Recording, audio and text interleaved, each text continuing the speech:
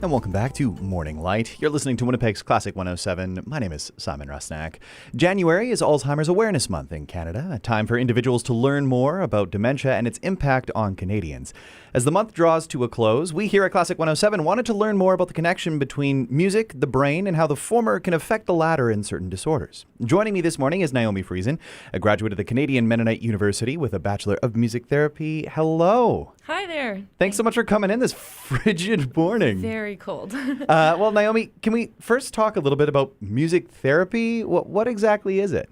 Yeah, so a simpler explanation than our big, long definition would be using music to accomplish non-musical goals. So different aspects of living like physical, mental, emotional, spiritual, and my favorite, is the emotional side of how music affects us. Yeah, and I mean, we're going to get to that because it can affect us in so many ways. But like you say, it's all about finding these individualized goals and using music to help get you there, right? Whether it's promoting wellness or managing stress.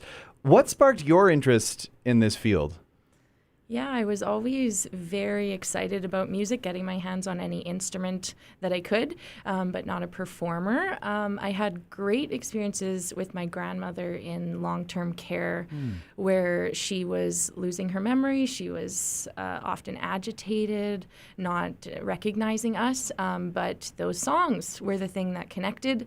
My ability to bring her into the present moment with a familiar tune, sometimes singing along a little bit, and drawing her out of that state of confusion. So it was a real personal draw then that kind of opened the door to music therapy. Did you know you were then kind of participating in the idea of music therapy, or is it something you kind of realized after the fact that you sort of fell into this role? I think it was definitely after. I was just 10 to 13 years old at that time, right, and just using the only method that I had that she could communicate with at that point.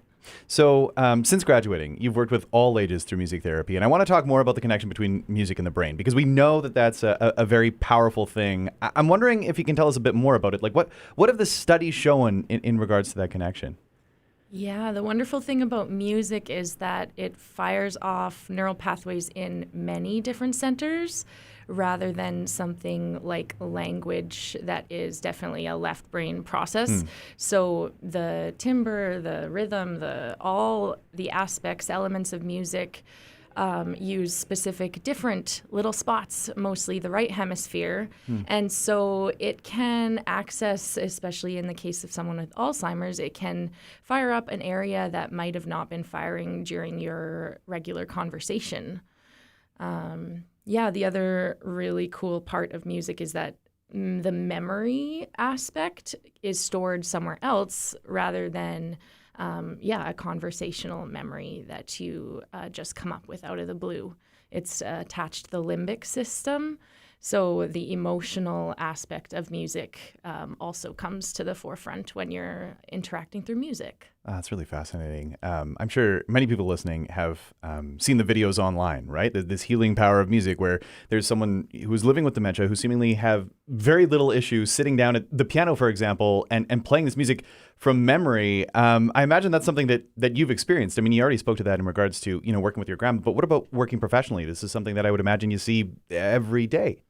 Yeah, in the way of playing an instrument that one used to have a lot of skills in, it can sometimes be a daunting experience and not come as easily as those beautiful videos make it out to be.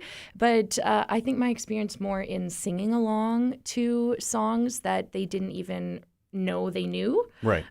So someone coming and arriving in a session that doesn't know why they're there, or doesn't know who I am, but can whip out half an hour of straight singing is just the fabulous work of that musical memory. It's got to be really special to witness, to be there in person and see this person just, reconnect with those songs, right? Yeah. And the biggest, for me, I don't always know them outside of that music space. It's wonderful when I can be at, for example, my work at the convalescent home, where I get to see them in their daily life and then also in music. But for people who just come and I know them in that space, the witness of their family, the witness of the other care people in their lives that say, I didn't know they could do that. I haven't seen them do that in years. So let's talk a little bit more about specifically singing, because you direct a group called Vivace Voices. Can you tell us more about the ensemble? Yeah, it's a very cool group. Started around 2016, 17, and I was actually just a student volunteer at that time, and on my ambitious way to becoming the music therapist. And it's a partnership between someone with dementia, Alzheimer's dementia, and their care partner, a loved one or someone who is supporting them daily. And they come along with them, participate in the group. And then the other cool part is we have a lot of music therapy students joining us. About half the group right now is students. So they really give a solid base for singing along with them. It's a bit of a community music therapy experience. So yeah, we have a really hefty book of songs that we created along with the participants. So ask them what their experience was. We have many different sections. And then, yeah, we play around in there, having people choose things along a certain topic or having a question and then searching out songs that connect with people. So what type of songs do you find yourself performing most regularly with Vivace Voices? Well, with Vivace, we're bordering on a little bit of I'll call it newer music, which is really like 80s. So we definitely have a strong base of like 50s, like country folk. We're getting lots of Loretta Lynn, Johnny Cash, that sort of stuff.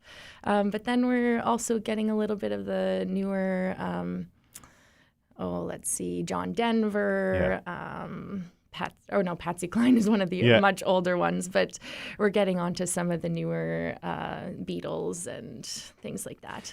Now, this is an opportunity for people, as you were just saying, living with Alzheimer's, to make those connections, attending with their care partner, and no previous choral experience is required, right? It's just to get there and to sing and to make music, right? No, yeah, we use the term choir loosely, probably for, ease of understanding for people signing up. But it's definitely, you do not require any musical background. A lot of people do because that's just what drew them to the group. But yeah, we are not aiming for perfection. We are aiming for music and community. So one last thing before I let you go. Now, of course, the brain is very complex and every situation is different. But if there's someone listening right now and thinks that someone in their life could benefit from music therapy, where can they go to find resources? Yeah, well, I work out of a studio called Prelude Music, and that would definitely be a good place to go if you're interested in getting music into your facility, interested in having group sessions, individual sessions. But there's so much information online. Seek out the Canadian Association of Music Therapy or Music Heals Foundation and just get some information. Those years, the music in years from 18 to 25 are the straight shot to a dopamine hit for music for the older adults in your life. So, yeah, bring it to them, make it accessible. Really good reminder, and always important to hear about the power of music. Naomi, thanks for coming in this morning. Yeah, thanks for having me.